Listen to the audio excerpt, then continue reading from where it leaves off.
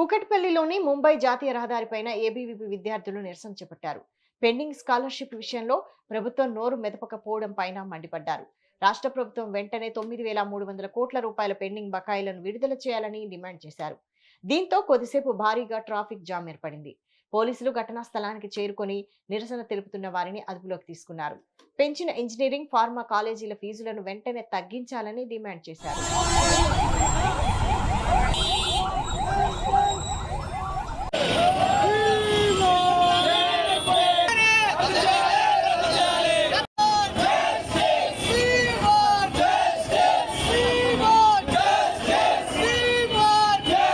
ఈరోజు అఖిల భారతీయ తెలంగాణ రాష్ట్ర శాఖ పిలుపు మేరకు కుకట్పల్లిలోని రాస్తారోకో కార్యక్రమం నిర్వహించడం జరుగుతుంది.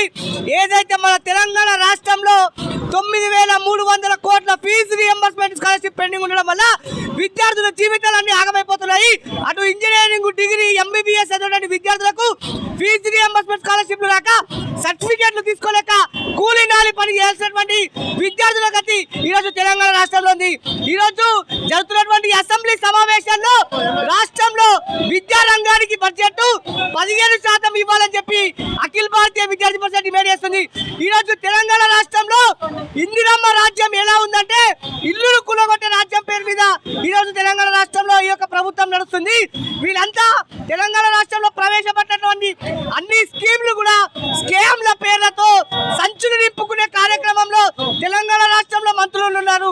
వెంటనే రాష్ట్రంలో పెండింగ్ లో ఉన్నటువంటి 9,300 కోట్ల ఫీజు రియంబర్స్మెంట్ స్కాలర్షిప్లను విడుదల చేయకపోతే మీ యొక్క అసెంబ్లీ జరిగినటువంటి సమావేశాలను కూడా అడ్డుకుంటాము, సెక్రటరియట్ ముట్టడి కూడా వెనకడుగు వేయమని చెప్పి అఖిల భారతీయ విద్యార్థి పరిషత్ డిమాండ్ చేస్తుంది. తెలంగాణ రాష్ట్రంలో ఉన్నటువంటి కాంగ్రెస్ ప్రభుత్వము పూర్తిగా విద్యా వ్యతిరేక విధానాలను అవలంబిస్తున్నది. ఈ రాష్ట్రం లోపల స్వయంగా ముఖ్యమంత్రి రేవంత్ రెడ్డి గారే విద్యాశాఖకు మంత్రిగా ఉన్నప్పటికీ కూడా మొద్దు నిద్రపోతున్నాడు. ఒకవైపు సంక్షేమాచరణలో పిల్లలు చనిపోతున్నారు, పక్క భవనాలు లేక శిథిలావస్థ భవనాల్లో పిల్లలు చనిపోతున్నారు. పేద బడుగు బలైన వర్గాలు ఆధారపడి చదువుకునేటువంటి ఫీ రియంబర్స్మెంట్ పథకాన్ని ఎత్తివేసే కుట్రకు ఈ కాంగ్రెస్ ప్రభుత్వం ఒడిగడుతున్నది.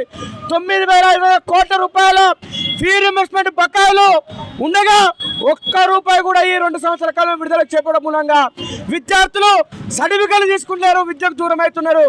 ఈ రాష్ట్రం లోపల విద్యాశాఖ కమిషన్ అనేది ఒక లోపభూయిష్టమైనటువంటి కమిషన్ నివేదికనిచ్చి విద్యార్థులకు రియంబర్స్మెంట్ తీసేయాలన్నటువంటి నివేదికనిచ్చింది. పూర్తిగా ఏబీవీపీ ఈ కమిషన్ నివేదికను నిర్ద్వందంగా ఖండిస్తున్నది.